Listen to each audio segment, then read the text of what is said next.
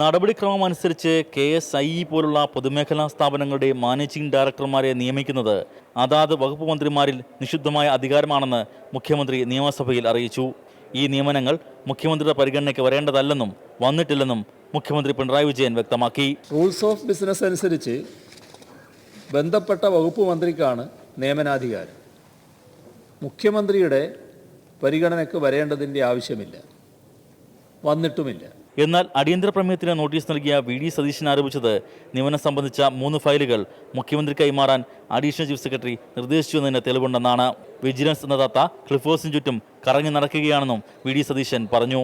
എന്നാൽ ഇതിന് മുഖ്യമന്ത്രിയുടെ മറുപടി ഇങ്ങനെ: തത്തയുടെ കാല് തല്ലി ഒടിച്ച് ചിറക് മുഴുവൻ ഇല്ലാതാക്കി അവിടെ ഇട്ടിട്ട് തത്തേനെ ഇങ്ങനെ കളിപ്പിക്കുന്ന കളി അത് ഞങ്ങൾക്ക് ശീലമില്ല. ഞങ്ങൾ തത്തയായിട്ട് തന്നെ നിന്നോട്ടെ എന്നാണ്. അതിന് യാതൊരു പ്രയാസവും. അതിന് എല്ലാ സ്വാതന്ത്ര്യവും കൊടുക്കും. തത്തയുടെ പേരിൽ തന്നെ ആരോപണം വന്നിരിക്കുകയാണെന്നും തത്തയെ ചുവപ്പുകാർഡ് കാണിക്കുക ആരായിരിക്കുമെന്നും പ്രതിപക്ഷ നേതാവ് രമേശ് ചെന്നിത്തല ചോദിച്ചു. EP ജയരാജനെ പോലെ ഒരാൾ നിയമന വിഷയത്തിൽ രാജിവെച്ചത് പ്രതിപക്ഷത്തെ അമ്പരിപ്പിച്ച് കാണുമെന്ന് മുഖ്യമന്ത്രി പറഞ്ഞു.